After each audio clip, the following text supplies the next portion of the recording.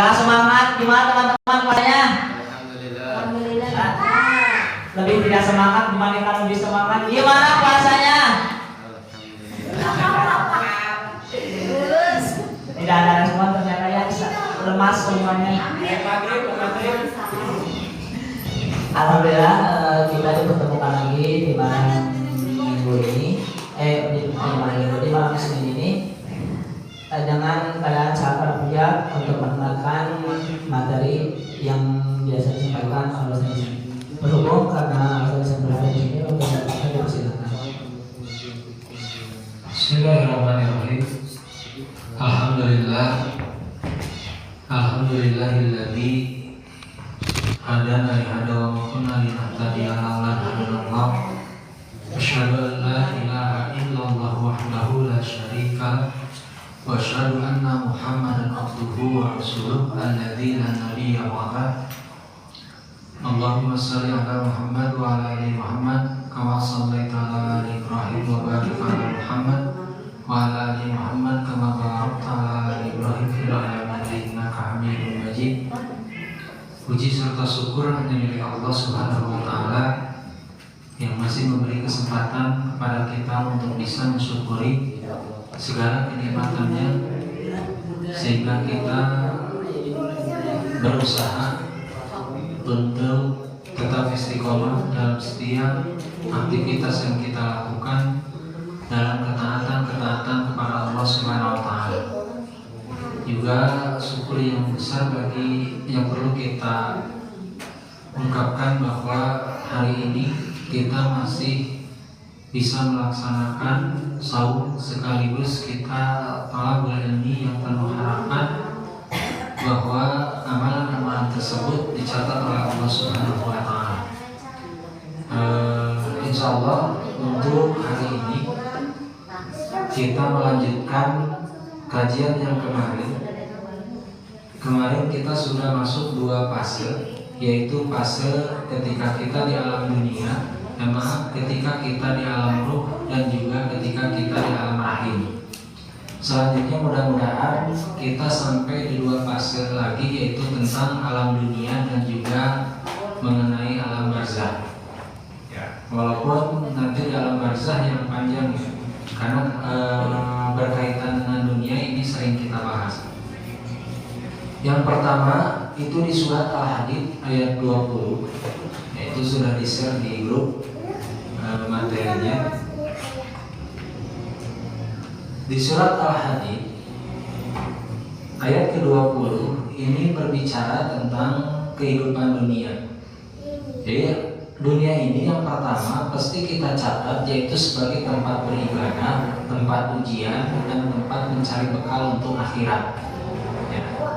Jadi berbicara tentang dunia, maka harus kita yakini bahwa tidak ada satupun di dunia ini yang sifatnya menyenangkan ya.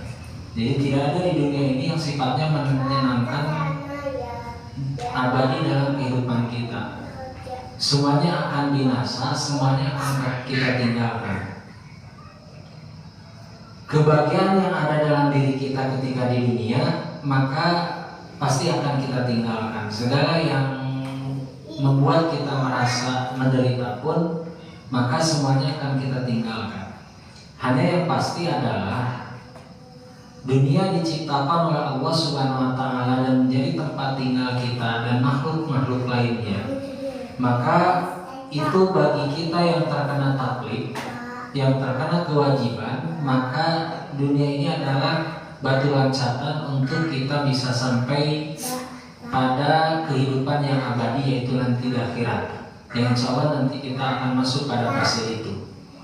Juga harus kita pahami bahwa dunia ini adalah ujian bagi kita. Jadi apapun bentuknya, seluruh yang ada di dunia ini akan menjadi ujian bagi kita. Apakah itu harta, apakah itu keluarga, anak, ya, apakah itu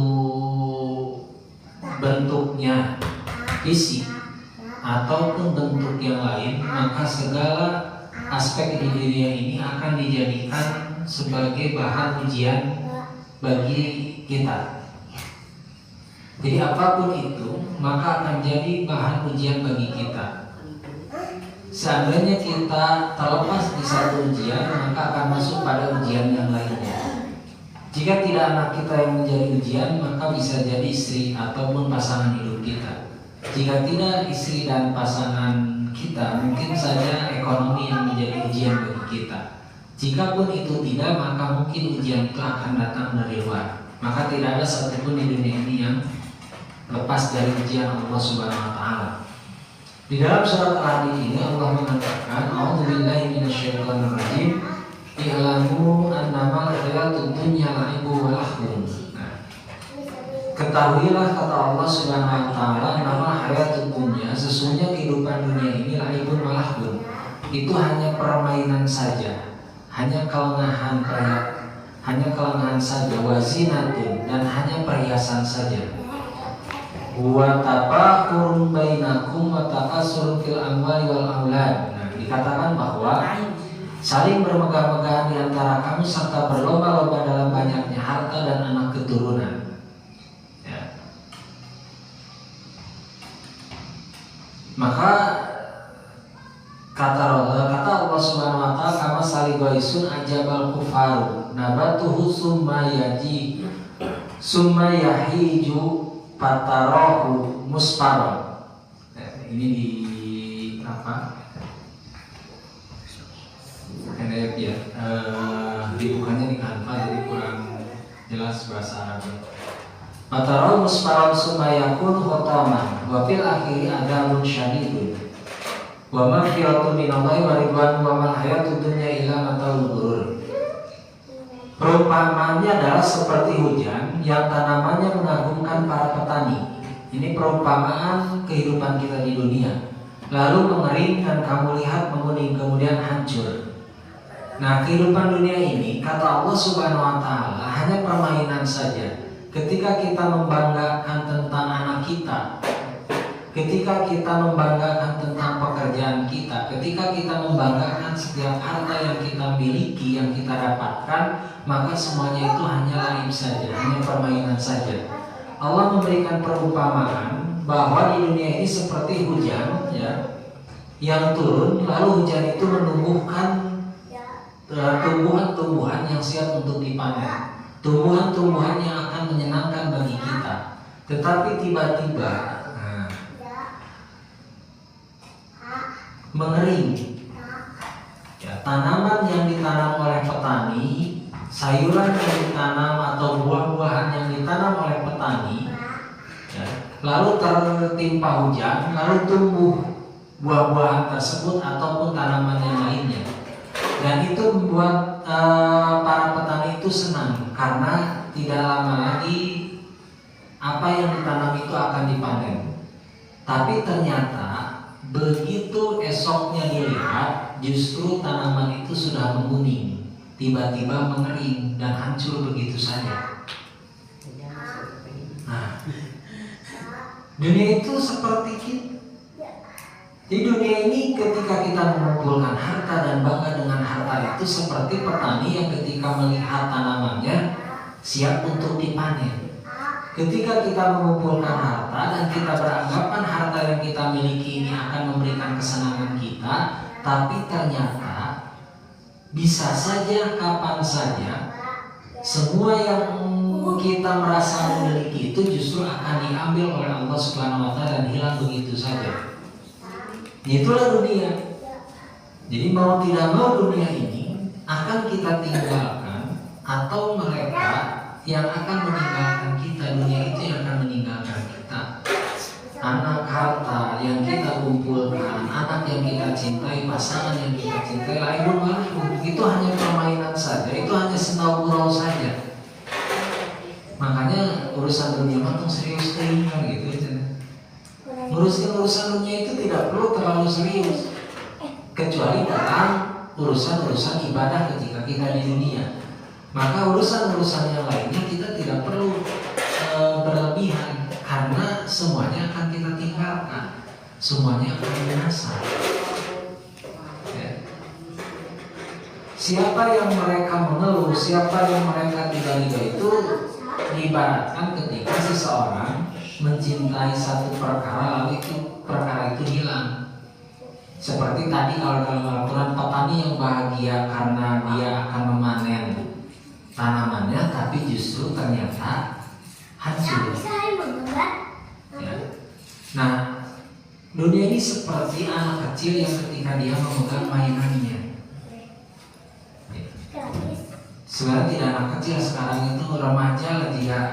Remaja mungkin, bukan remaja juga, semua orang mungkin hari ini mereka yang terbiasa dengan HP-nya. Ketika dia sedang main senang-senangnya, tiba-tiba diambil soccer, main FF, ML, tiba-tiba dititah ku kolotna, kangkela atuh kamu ke sabareun deui, dipaksa diambil maka akan berontak, akan marah, karena terlalu menganggap serius terhadap permainan itu. Begitupun dunia, ketika kita menganggap dunia itu serius melebihi akhirat, maka ketika dunia itu hilang, maka kita akan merontak, maka kita akan merasa terganggu dengan urusan-urusan tersebut. Padahal dunia itu lain lahun. Nah, itu di surat Al-Hadid ayat 20. Selanjutnya di surat Al-Baqarah ayat 30. Nah, ini sering kita bahas ya, tapi kita singgung bahwa Allah menyampaikan, wa idz qala rabbuka lil malaikati inni jailun fil ardi khalifah qalu ataj'alu fiha may yufsidu fiha wa yasfiku dima'a wa nahnu nusabbihu bihamdika wa nuqaddisu lak qala inni a'lamu ma la ta'lamun. Ini proses ketika Allah akan menciptakan Nabi Adam. Jadi ketika Allah akan menciptakan Nabi Adam, maka malaikat ini protes, malaikat ini menyampaikan pendapatnya kepada Allah bahwa untuk apa menciptakan manusia? Karena pada akhirnya manusia itu hanya akan berbuat kerusakan dan hanya akan menumpahkan darah. Tetapi kata Allah, kala ini alamu ma ta'lamun, sesungguhnya aku lebih tahu dibandingkan kamu ketika aku mulai menciptakan Nabi Adam dengan prosesnya. Ini pernah dibahas di kajian terakhir kalau tidak salah sebelum kita masuk Ramadan. Ya, sebagai khalifah. Nah, ini catatan bagi kita bahwa khalifah ini terikat dengan hukum-hukum yang ada di dalam Al-Quran, terikat dengan hukum-hukum yang ada di dalam hadis-hadis Rasul. Maka ketika kita menjalani kehidupan di dunia ini, maka tidak boleh lepas dari dua itu. Jangan sampai kita menganggap kehidupan dunia ini tidak ada kaitannya dengan agama. Justru dunia ini adalah tempat kita menanam kebaikan-kebaikan. Maka urusan-urusan dunia selain ketaatan kepada Allah, selain untuk mendapatkan kebaikan di hadapan Allah nanti di akhirat, maka anggap saja permainan. Ketika kita mendapatkan sesuatu, maka anggap saja bahwa ini hanya ta'ibolahun. Ketika kita kehilangan sesuatu, ya itulah ta'ibolahun. Ya. Permainan-permainan yang ada di dunia ini. Maka khalifah ini sebagai seorang khalifah maka harus menambahkan, melahirkan kebaikan-kebaikan bagi kita ketika di dunia ini. Menjaga kemaslahatan di dunia ini itu adalah fungsi khalifah. Nah, ini sepintas saja tentang urusan dunianya karena memang sering kita bahas. Nanti kita masuk mengenai alam barzakh. Nah, ini juga tujuan penciptaan kita, wa ma khalaqtul jinna wal insa illa liya'budun. Dan tidaklah kami menciptakan jin dan juga manusia illa liya'budun, kecuali memang untuk beribadah. Nah, ini tadi dikatakan bahwa dunia ini hanya tempat persinggahan saja, tempat ujian saja, bentuknya apapun, yang terpenting itu adalah jadi pahala di hadapan Allah. Apakah dengan ujian yang menyenangkan ataupun menyulitkan, maka ketika kita fokusnya kepada Allah, maka ujian-ujian tersebut tidak akan menyebabkan kita lupa kepada Allah. Jadi yang harus kita ingat itu adalah fokus kita adalah bagaimana setiap urusan di dunia ini bisa menyebabkan kebaikan di hadapan Allah Subhanahu wa Ta'ala. Jadi kita berurusan dengan apapun, dengan urusan dunia, yang harus jadi fokus kita adalah bagaimana setiap urusan tersebut tercatat kebaikan di hadapan Allah. Seandainya Allah memberikan ujian dengan kesenangan bagi kita, maka harus kita yakini dan pahami bahwa ini harus menjadi kebaikan kelak di hadapan Allah. Ketika ujian itu yang justru menyulitkan bagi kita, maka kita pun harus tahu bahwa ujian ini, kesulitan ini harus bisa menjadi kebaikan kelak di hadapan Allah. Yang rugi itu adalah ketika kita diberikan ujian yang berat, kesulitan ketika di dunia, tetapi tidak menjadi pahala di hadapan Allah. Itu yang paling rugi bagi kita di dunia, nakar malipu, di akhirat, oke? Malipu. Itu yang paling dikhawatirkan. Ya, termasuk kalau saya pribadi, ini yang paling dikhawatirkan ketika kita tidak bersabar dari ujian-ujian yang Allah berikan kepada kita. Dikhawatirkan ujiannya sudah, sulitnya sudah kita dapatkan, tapi pahalanya kita tidak dapat. Itu kan yang paling dikhawatirkan itu. Misalkan puluhan tahun kita diuji dengan sesuatu yang menyulitkan, tetapi kita tidak bisa bersabar dengan ujian itu, di akhirat kebagian pahala dari ujian itu kan rugi. Makanya ketika ujian-ujian itu datang, apalagi ujian dalam kategori yang merasa kita diberatkan dengan itu, maka tingkatkan kesabaran kita supaya setiap kesulitan, setiap ujian yang sedang kita hadapi di dunia ini bisa kita ambil kebaikan-kebaikannya nanti di akhirat. Minimal gitu kan, cek bahasa Sunda, minimal atau udah senang di dunia ini, orang kayak senang-senang kayak di akhirat. Jangan sampai di dunia kita merasa berat, ripuh, di akhirat oke ripuh. Terus kita mau mendapatkan kesenangan di mana? Kalau di akhirat kita tidak dapatkan, karena akhirat itu kesenangannya abadi, kehidupan yang abadi. Ketika kita meninggalkan urusan-urusan akhirat, ketika kita tidak bisa bersabar dengan setiap ujian yang Allah berikan kepada kita, dikhawatirkan ketika di dunia menderita, di akhirat juga menderita. Nah itu.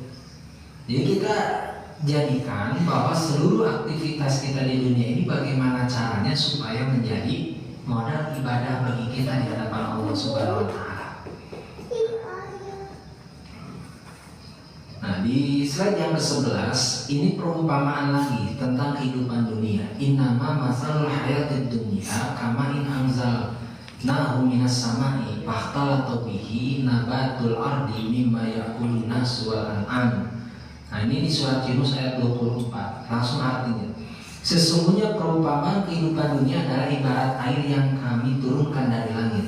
Lalu tumbuhlah karenanya macam-macam tanaman di bumi yang dapat dimakan oleh manusia dan hewan ternak. Hingga apabila bumi itu telah sempurna keindahannya, terhias dan pemiliknya mengira bahwa mereka pasti menguasai, artinya pasti bisa memanen yang mereka tanam itu, datanglah kepadanya azab dari Allah pada waktu malam ataupun siang. Lalu kami jadikan tanamannya seperti tanaman yang sudah disabit, seakan-akan belum pernah tumbuh di hari sebelumnya. Nah, ini demi karena kami menjelaskan secara terperinci ayat-ayat itu kepada kaum yang berpikir. Lihat nih, ini perumpamaan yang kedua. Tadi kan di surat Al-Hadid. Nah, di surat Yunus ayat 24 ini Allah menyampaikan bahwa perumpamaan kehidupan dunia ini seperti ketika Allah menurunkan air hujan, lalu tumbuhlah tumbuh-tumbuhan yang bermacam-macam tumbuhan itu di muka bumi, ya, yang bisa dimakan oleh manusia ataupun hewan ternak. Tetapi ketika Allah sudah menumbuhkan dengan sangat sempurna, kalau tanaman-tanaman buah-buahan itu sudah siap untuk dipanen, nah kan bahagia. Kalau padi, ketika padi itu sudah menguning dan siap untuk ditanam, dipanen besoknya, buah-buahan sudah terlihat sangat masa untuk kita siapkan. Nah, tiba-tiba Allah turunkan azab pada malam atau siang hari, dan seluruh tanaman itu hancur begitu saja, bahkan seolah-olah tidak pernah ada tanaman itu sebelumnya. Kalayang, ketika kita diangkat merasa bahagia dengan apa yang akan kita dapatkan, tiba-tiba Allah hancurkan begitu saja. Itulah dunia. Makanya ketika berbicara tentang dunia ini, kita berbicara tentang kebahagiaan yang jangan berlebihan, kesedihan yang jangan berlebihan. Kebahagiaan yang berlebihan belum tentu kebahagiaan itu akan menjadi bagian dalam kehidupan kita. Kesedihan berlebihan pun belum tentu kesedihan itu pun akan jadi bagian kita selamanya. Maka sewajarnya saja ketika kita bahagia di dunia ini, dan sewajarnya saja ketika kita bersedih. Bukan tidak boleh bersedih. Ya, jadi bukan tidak boleh bersedih, itu silahkan saja kita bersedih, tapi jangan berlebihan. Bukan tidak boleh kita berbahagia saja, tapi tidak berlebihan. Karena bisa jadi kebahagiaan yang sudah di depan mata pun ketika Allah berkehendak, seperti pohon, seperti tanaman, seperti tumbuh-tumbuhan yang dihancurkan dalam sekejap malam oleh Allah Subhanahu Wa Taala. Di sekejap mata, di dalam satu malam saja semuanya hancur dan tidak ada lagi yang bisa menyenangkan para petani pada saat itu. Nah, itu perumpamaan bagi kita. Ketika kesenangan itu ada di dunia ini, maka yakinkan dalam diri kita belum tentu kesenangan itu akan tetap ada dalam diri kita. Ketika penderitaan itu datang pada kita, maka kita pun harus yakin belum tentu penderitaan, dan pasti penderitaan itu akan berakhir dalam kehidupan kita. Makanya orang yang beriman itu dia yakin dari setiap peristiwa yang terjadi dalam kehidupannya adalah cara Allah mengembalikan dia kepada Allah. Di bagaimana caranya Allah itu menginginkan kita kembali kepada Allah. Karena bisa jadi kesenangan-kesenangan yang tadi ditampilkan dalam kehidupan dunia yang akan melalaikan kita kepada Allah. Maka ketika Allah datangkan musibah, biasanya kita baru kembali kepada Allah. Jadi bisa jadi semua yang terjadi itu untuk cara Allah untuk mengembalikan kita kepadanya. Nah, jadi jangan sampai kesenangan-kesenangan yang tadi disampaikan, wah ini pohon pasti nih besok bisa dipanen, wah buah ini pasti masak bisa diambil besok. Tidak ada yang pasti. Dunia ini tidak ada yang pasti. Kesenangan-kesenangan yang kita anggap selamanya pun itu hanya permainan saja. Anak-anak yang kita cintai pun belum tentu selamanya ada dengan kita. Pasangan kita yang kita sayangi pun belum tentu selamanya akan ada dalam kehidupan kita. Maka kerugian besar bagi kita orang-orang yang kita sayangi tapi tidak bisa menjadi fasilitas untuk menyelamatkan kita kelak di hadapan Allah. Kerugian yang besar ketika kita meninggal dunia dan anak kita tidak bisa mendoakan kita. Kerugian yang besar ketika kita meninggal dunia, kita tidak mendapat pahala dari pasangan kita, tapi justru saling menuntut nanti di hadapan Allah. Ini kerugian yang besar bagi kita. Maka sekali lagi perumpamaan yang Allah sampaikan di dalam Yunus ayat 24 ini, bahwa kehidupan dunia ini seperti tanah yang disiram air hujan, lalu tumbuh-tumbuhan yang menyenangkan kita, buah-buahan yang bisa menyenangkan kita, tapi dalam satu malam saja semuanya berakhir dan hancur. Apakah itu bagian dari siksa? Maka bagi orang-orang yang lupa terhadap Allah itu mungkin jadi siksa. Tetapi bagi orang-orang yang mereka dekat dengan Allah, maka Allah memberikan peringatan. Allah mengingatkan kita agar kita jangan terlena dengan urusan dunia. Nah, terakhir tentang urusan dunia, "Faman ya'mal mithqala dzarratin khairan yarah, wa man ya'mal mithqala dzarratin syarran yarah." Setiap amal-amal yang kita lakukan di dunia ini, walaupun seberat dzarrah, maka pasti akan dibalas oleh Allah Subhanahu wa taala. Nah, ini finalnya ketika kita berbicara di dunia adalah setiap amal kebaikan yang kita lakukan maka akan dibalas. Setiap amal keburukan yang kita lakukan maka akan dibalas di akhirat kelak. Bahkan sebelum nanti di akhirat, setiap amal-amal yang kita lakukan di dunia, begitu kita meninggalkan dunia ini, masuk ke alam barzah, alam kubur, maka semuanya akan diperlihatkan oleh Allah Subhanahu wa taala tentang amal itu. Makanya sebenarnya urusan akhirat itu akan terlihat dari ketika orang itu meninggal dunia. Artinya akan terlihat oleh orang yang meninggal itu. Apa yang didapatkan ketika di alam kubur, apa yang didapatkan ketika di alam barzah, maka itulah yang akan didapatkan nanti di akhirat. kita masuk nih di fase tentang alam barzakh. Nah ini lumayan nih. Kurang lebih ada 8 slide ya. Nah kita masuk fase ini nih, alam kubur. Ya, berbicara dunia kan kita sering ya. Nah kita berbicara tentang alam barzakh, alam kubur. Alam kubur ini menjadi pintu gerbang akhirat. Jadi ketika kita meninggal dunia masuk ke alam kubur, artinya kita masuk di depan pintu satu ruangan yang akan menyampaikan kita pada alam akhirat.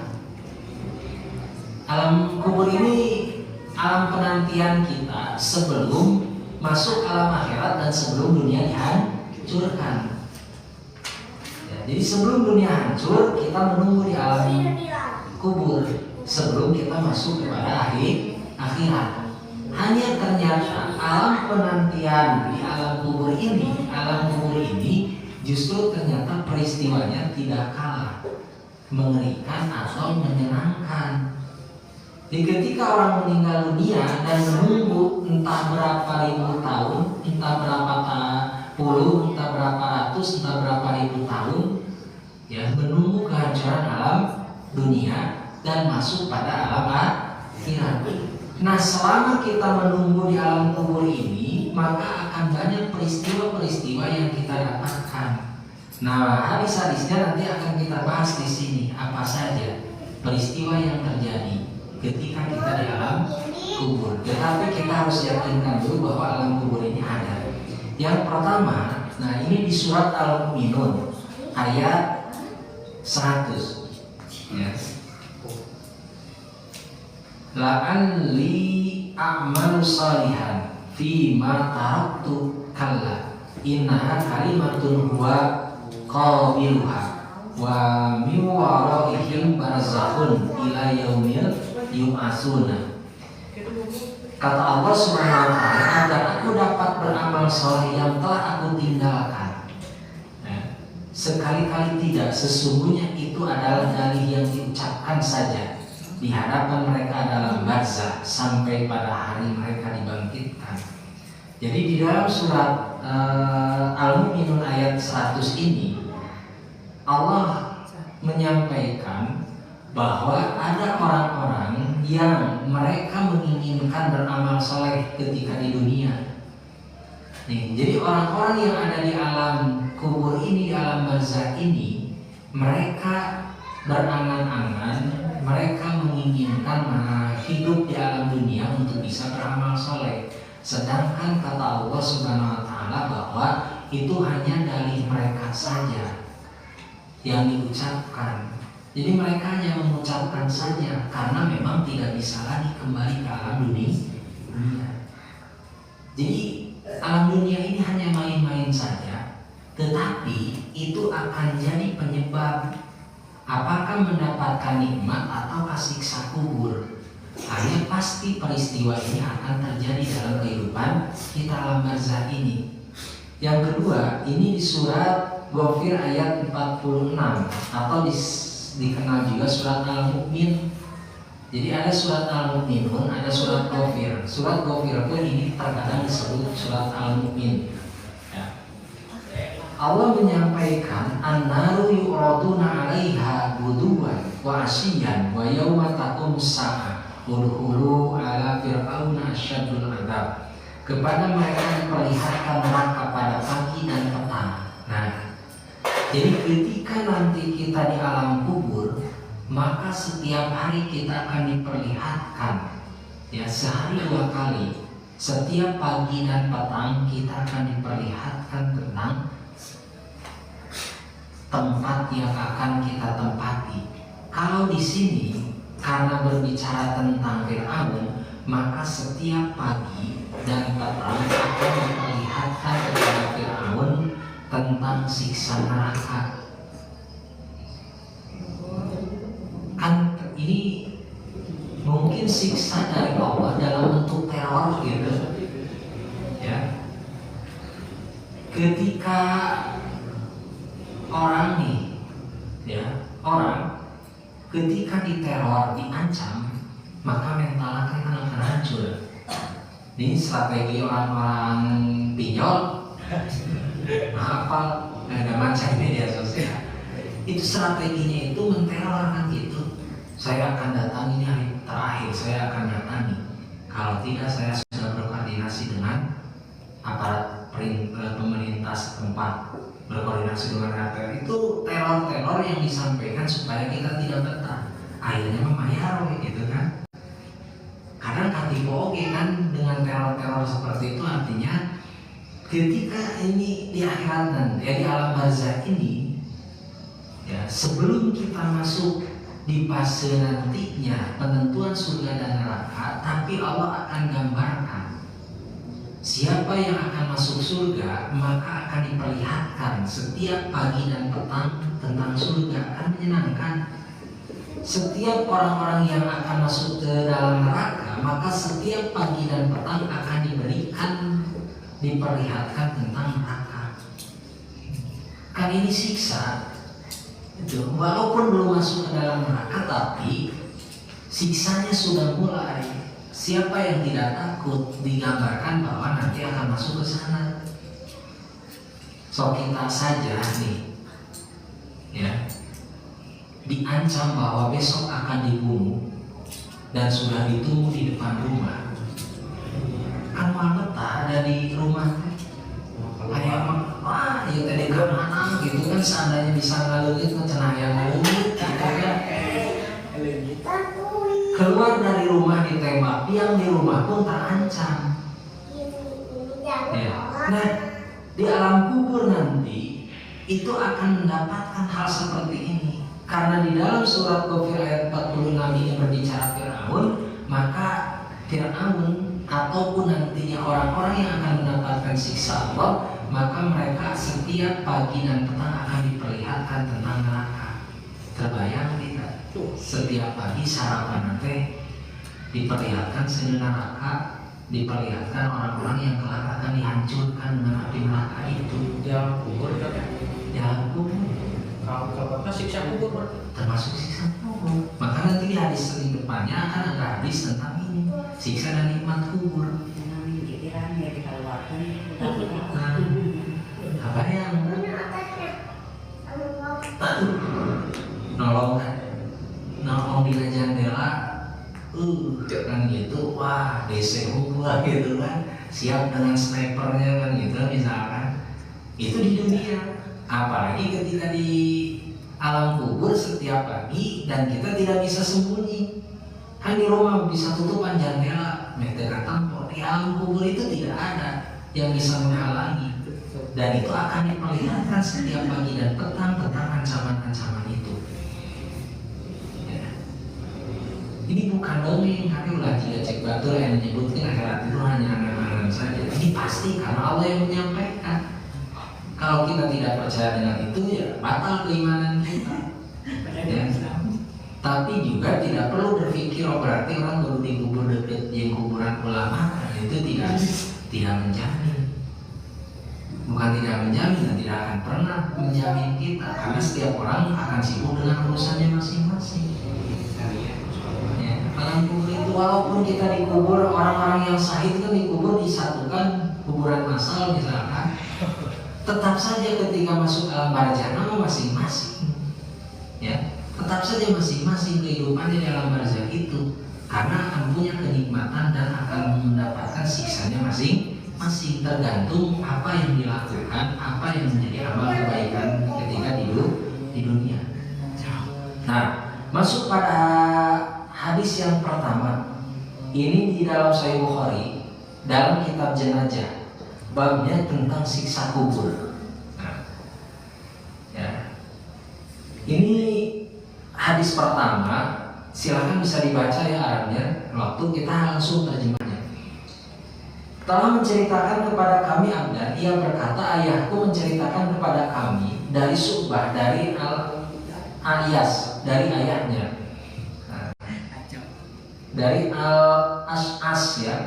Dari ayahnya, dari Masruq, dari Aisyah, semoga Allah meridhoinya, bahwasanya seorang wanita Yahudi datang kepada Aisyah dan menyebutkan mengenai siksa kubur. Lalu ia berkata, semoga semoga tentang Allah melindungimu, semoga Allah melindungimu dari siksa kubur. Aisyah kemudian bertanya kepada Rasul tentang siksa kubur. Beliau menjawab, ya, ada siksa kubur. Aisyah berkata, sejak saat itu aku tidak melihat, ya, melainkan beliau selalu berlindung kepada Allah dari siksa kubur dalam setiap artinya, aku tidak melihat melainkan beliau selalu berlindung kepada Allah dari siksa kubur dalam setiap sholat yang dia lakukan. Tuh. Di yang lain itu terbalik terjemahannya. Ya. Nah itu ya. Jadi kata Aisyah, orang perempuan Yahudi datang kepada Aisyah, lalu beliau menanyakan tentang alam kubur. Lalu Aisyah itu tidak langsung menjawab, gitu. Tetapi bertanya dulu kepada Rasul, apakah siksa kubur itu ada? Maka kata Aisyah, kata Rasul, siksa kubur itu ada. Dan setelah Rasul ditanya tentang siksa kubur, ini Rasul. Setelah Rasul ditanya tentang siksa kubur, maka kata Aisyah, aku tidak pernah melihat, ya, kecuali Rasul selalu meminta perlindungan kepada Allah dalam sholatnya untuk dihindarkan dari siksa kubur. Rasul itu kan sudah pasti tidak mungkin disiksa, tidak mungkin masuk ke dalam neraka. Tapi berbicara tentang siksa kubur, Rasul justru selalu berdoa setiap sholat, ya, untuk dihindarkan dari siksa kubur. Ya, setingkat Rasul. Kita berbicara alam kubur hari-hari, itu diantara dibolehkannya ziarah kubur itu untuk mengingat kematian saja. Seandainya ziarah kubur tidak mengingatkan kita pada kematian, maka tidak ada syariat untuk ziarah kubur. Kan itu ziarah kubur itu kan asalnya dilarang, kuntuna itu bukan ziaratul kubur. Sesungguhnya aku melarang kalian untuk berziarah kubur. Itu asalnya itu tidak boleh kita itu berziarah kubur. Tetapi pazihar pak itu zakir kubur mau. Tetapi seandainya ziarah kubur itu bisa menyebabkan kita mengingat pada kematian, maka silahkan berziarah tuh. Maka ketika kita tidak mengingat kematian dari ziarah yang kita lakukan, maka tidak perlu kita berziarah karena bukan sunnah. Ya. Jadi sunnahnya berziarah itu ketika ziarah kubur dan mengingat kematian bahwa kita akan meninggal juga. Seandainya kita tidak menyebabkan ziarah itu mengingat pada kematian, maka tidak perlu berziarah karena tidak akan menambahkan faedah dalam kehidupan kita. Untuk apa kita berziarah kalau tidak bisa mengingat pada kematian? Nah, Rasul setiap sholat, makanya di kita setelah di tasyahud akhir itu kita membaca doa ini, ya, Allahumma inni a'udzubika min adzabi jahannam wa min adzabil qabri. Kita meminta perlindungan dari adab jahanam dan juga adab kubur. Dan ini sunnah karena Rasul membacanya setiap selesai sholat atau di akhir bacaan sholat. Makanya kalau kita tidak membaca di tasyahud, boleh kita baca di selesai sholat. Itu hadis yang pertama. Hadis yang kedua masih sama, ini tentang siksa kubur, ya.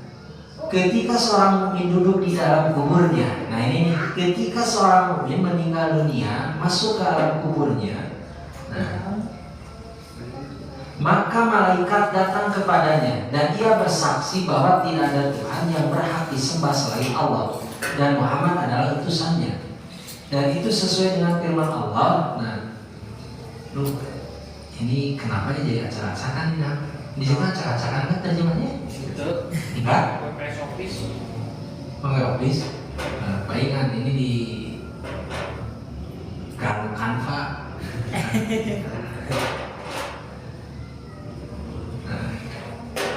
Nah ini jadi ketika seorang mukmin meninggal dunia, ya, maka ketika dia duduk di kuburnya, maka akan datang seseorang nih, maaf nih, jadi seseorang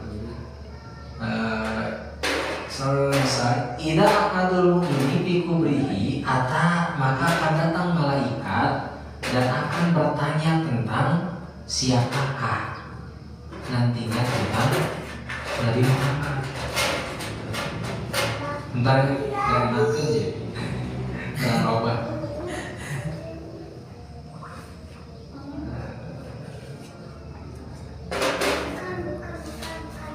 Kalau di ini justru nggak kebaca bahasa Arabnya, bapaknya yang bahasa acak-acakan ya, bahasa Arab. Kita lihat nih. Boleh. Sama ini Canva juga, tapi nggak acak-acakan terjemahnya.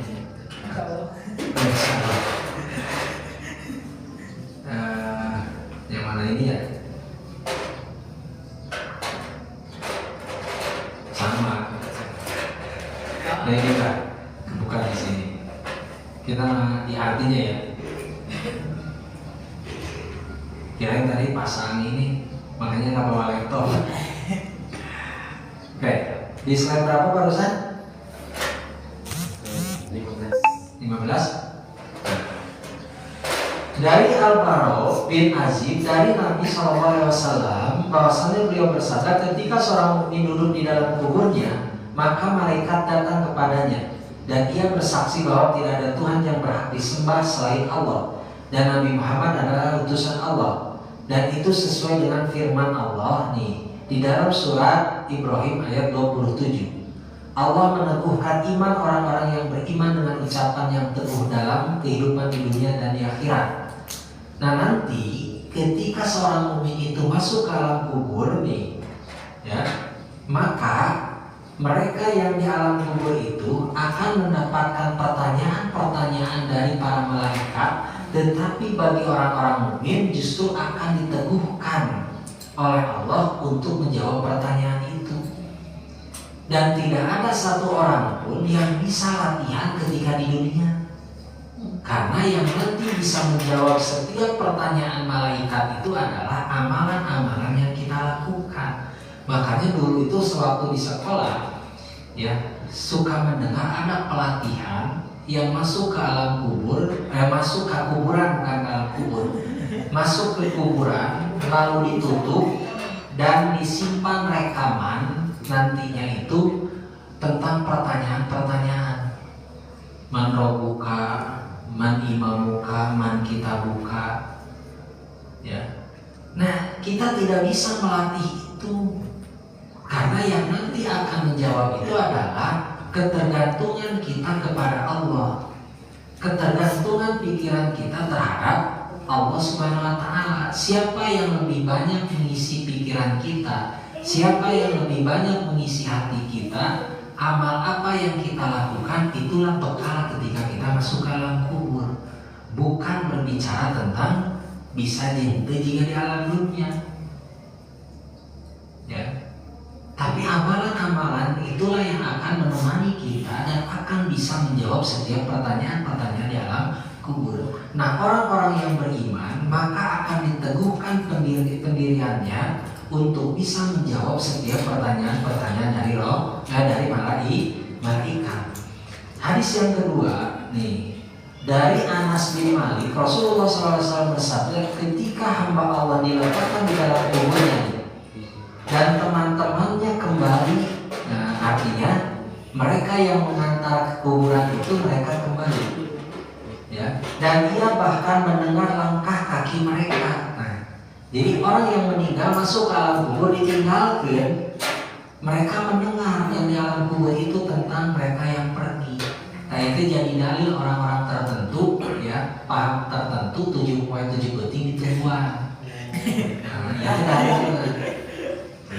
Karena mereka mendengar dan doa-doa yang dibacakan, kita tidak sedang merendahkan pahamnya, ya, tapi kita memahami paham mereka. Jadi mereka memahami bahwa ketika kita membacakan ayat-ayat Allah, ayat-ayat tertentu di kubur dalam beberapa hari, beberapa malam, maka akan menunda pertanyaan-pertanyaan dari para malaikat itu.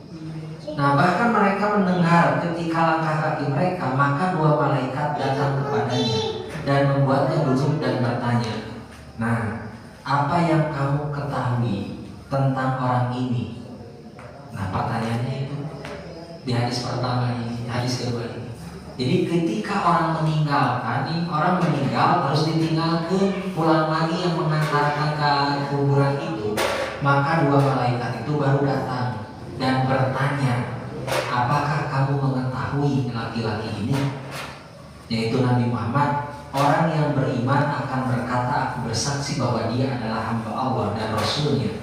Kemudian mereka akan berkata kepadanya, "Lihatlah tempatmu di neraka.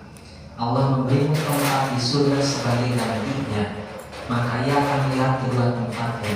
Nah, Qatadah berkata, "Kami diberitahu bahwa kuburannya akan diperluas." Kemudian Qatadah berkata, kembali kepada, "Katakan tentang orang ini." Ia akan menjawab, "Aku tidak tahu, tetapi aku biasa mengatakan apa yang dikatakan orang-orang." Maka mereka akan berkata kepadanya, "Kau tidak tahu dan tidak akan mengambil petunjuk dari membaca Al-Quran." Jadi ini, ketika ditinggalkan di kuburan, orang melangkah pergi, maka malaikat turun dan akan bertanya tentang Nabi Muhammad dan akan bertanya tentang Al-Quran. Ya. Nah, ini yang jadi dalil, makanya cenah dipamacakeun we. Di baturan heula di kuburan teh aya nu sampai ke 1 minggu, bahkan ada yang sampai 40 hari. Seolah-olah itu bisa menunda pertanyaan dari para malaikat.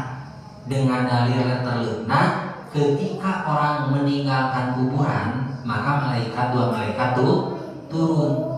Kalau dipahami secara literal, benar bahwa kalau orang itu tidak meninggalkan kuburan, yang mengantarkan itu tidak meninggalkan kuburan, maka dua malaikat tidak turun atau tidak bertanya kepada mayit itu. Itu kalau kita pahami secara literal. Ada orang ataupun tidak, ketika orang sudah masuk ke alam kubur, maka malaikat akan turun dan bertanya tentang Nabi Muhammad dan bertanya tentang Al-Quran. Maka orang yang pertama ditanya tentang Nabi Muhammad, ada orang yang bisa menjawab dan bersaksi bahwa dia adalah makhluk Allah dan sebagai Rasul. Maka orang ini langsung akan diperlihatkan tempatnya nanti di surga dan akan diluaskan pada saat itu juga tentang alam kuburnya.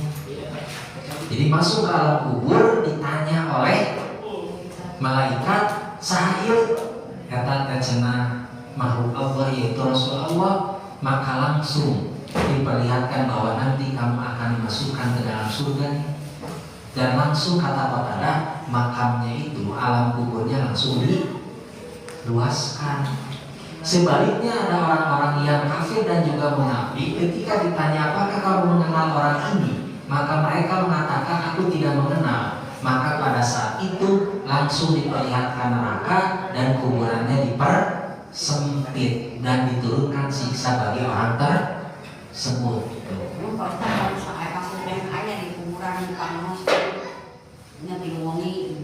Ya, kalaupun masih ada yang membaca Al-Quran menemani bahasa mereka, tetap saja pertanyaan dari malaikat itu akan dilakukan. Dijaga tetap saja karena sudah masuk pada wilayahnya. Nah, juga akan ditanya tentang kitab. Nah, bagi orang yang mereka tidak mengambil Al-Quran sebagai aturan kehidupannya, maka mereka akan dipukul dengan palu besi sekali, sehingga mengeluarkan teriakan yang didengar oleh semua yang mendekatinya kecuali jin dan manusia. Hadisna sahih. Tak cenah lamun aya kucing goblok lompat di kuburan, nanti ngadenge cenah siksa kubur. Ini kata Rasul, mereka yang tidak mengambil Al-Quran sebagai hujah, Al-Quran sebagai aturan kehidupannya, maka orang ini akan dipukul palu yang dibuat dari besi, dan akan terdengar teriakannya oleh semua makhluk kecuali oleh jin dan manusia. Jadi kecuali kita tidak akan mendengar. Mereka yang di alam kubur kan ditakol ku palu gede dina besi. Jadi ketika mereka disiksa itu tidak ada yang mendengar, kecuali semua makhluk mendengar kecuali manusia dan jin. Jadi kita itu tidak akan tahu mereka yang disiksa. Matanya si gupron itu bisa menghentikan, bahkan ngadeng udah malaikatnya di kubur lamun pengikutnya itu mendapat siksa. Manusia sadade kieu, sadade kieu gede teuing kan gitu ibarat malaikat. Nah, tidak ada manusia dan jin satupun yang bisa mendengar, tapi makhluk lain itu akan mendengar. Tapi kita tidak bisa tahu juga kalau kayak kucing lompat di kuburan karena mendengar, karena kita tidak bisa dan tidak tahu bahasa kucing. Kecuali malaikat, kecuali Nabi Sulaiman kan gitu.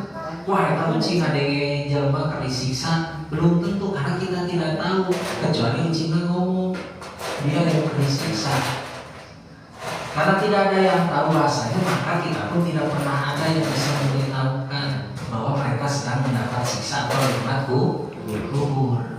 Nah, kita tidak ada yang tahu.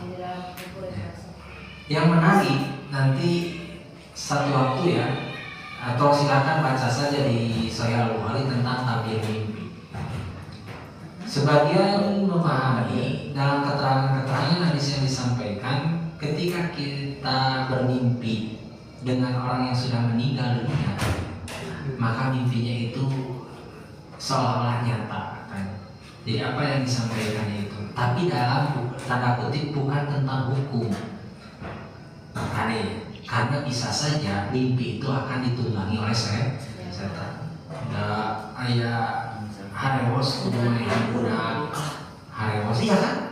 Pembunuhan yang terjadi banyak yang beralasan karena mendapatkan bisikan gaib. Setan gaib. Nanti berbicara tentang tabir mimpi mah panjang dan khusus. Nah, harus berdasarkan dalil, karena kalau ngomongin tabir mimpi itu pakai dalil itu susah. Itu ada dalam kitab Sahih Bukhari tentang bab tabir mimpi. Hanya memahaminya rada lumayan. Nah ini ya. Selanjutnya, dari Ibnu Abbas, Nabi pernah melewati 2 kuburan dan berkata, mereka orang-orang yang sudah meninggal di kuburan tersebut sedang disiksa bukan karena hal yang besar.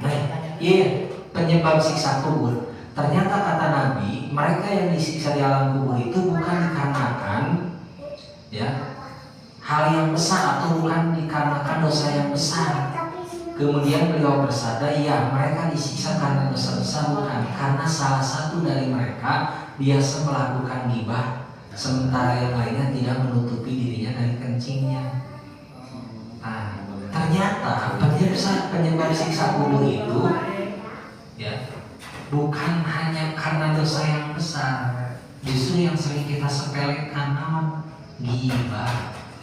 Ngomongin batur ghibah terus buang air kecil tidak bersih asal kayak gitu, maka itu diantara jadi penyebab siksa kubur. So kabayang kita lamun melakukan dosa besar kan sadar tobat, tapi lamun dosa jiga kieu ngagibahkeun orang karena kita tidak sadar. Itu lagi banget namanya aku. Gibah digital ya kan. Gibah digital. Di HP, di grup, ngagibah.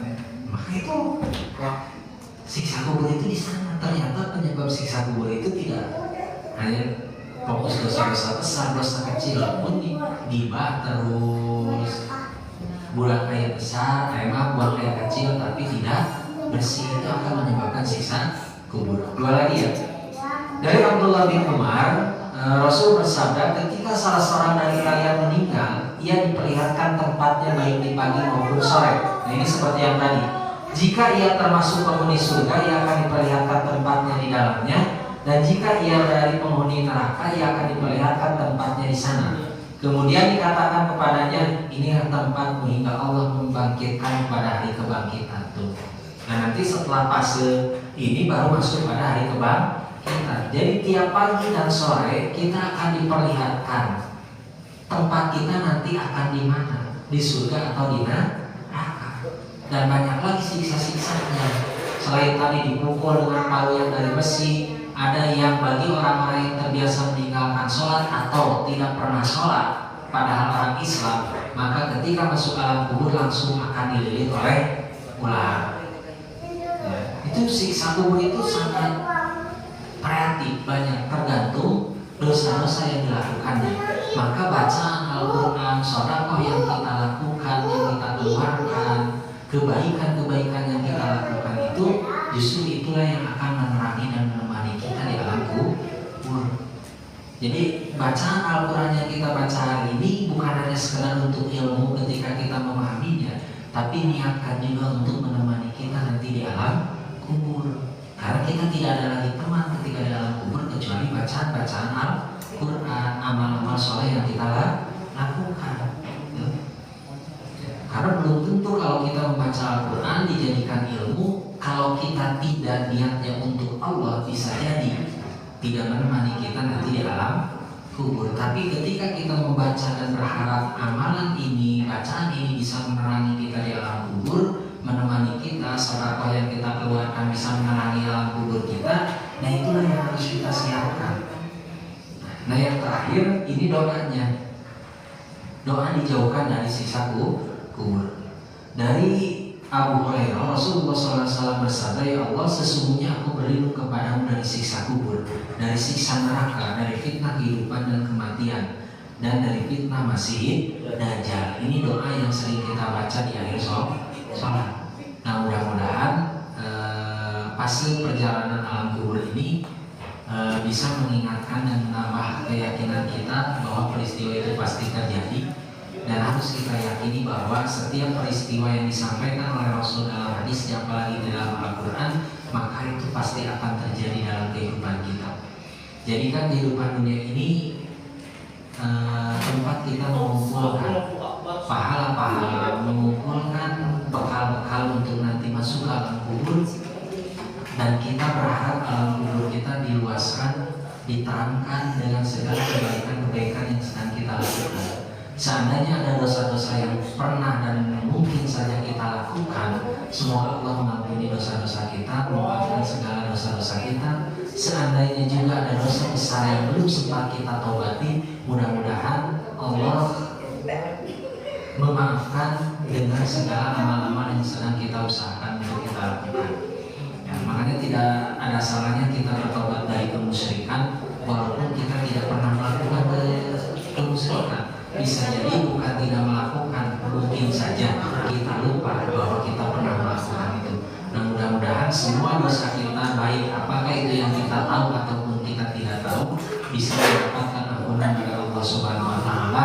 Dan yang paling penting kita siapkan bekal kita untuk masuk ke alam barzah, karena alam barzah ini akan jadi gambaran apakah kita akan ditempatkan di surga ataukah di neraka. Mudah-mudahan menjaga kita dari siksa kubur, menjaga kita dari siksa api neraka, dan tentunya kita dijadikan orang-orang yang mendapatkan kenikmatan kubur dan juga kenikmatan surga kelaknya. Aku qouli hadza wa astaghfirullah li wa lakum. Subhanakallahumma wa bihamdika asyhadu an la ilaha illa anta astaghfiruka wa atubu ilaik. Wassalamualaikum warahmatullahi wabarakatuh. Alhamdulillahirrahmanirrahim. Jazakumullah khairan kepada Ustaz yang telah memberikan materinya. Semoga materi yang disampaikan bisa kita laksanakan. Itu saja. Kita tutup doa. Rabbika dimulai dari orang yang cerita. Doa dari kafir yang senang pilihan dan senang pilihan. Wassalamualaikum warahmatullahi wabarakatuh.